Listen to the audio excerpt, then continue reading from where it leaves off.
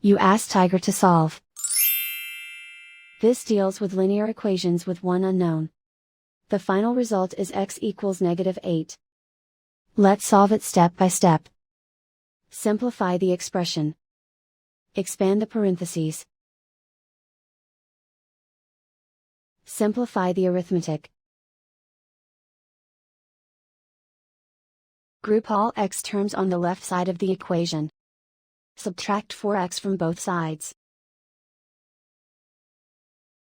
Group like terms.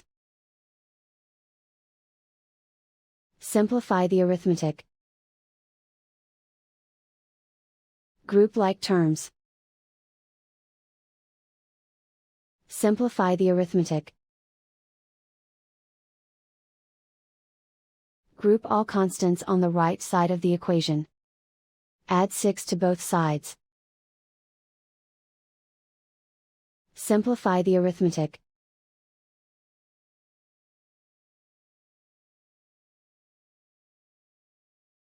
Convert the x into a positive number. Multiply both sides by -1.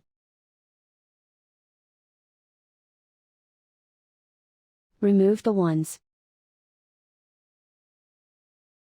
Simplify the arithmetic.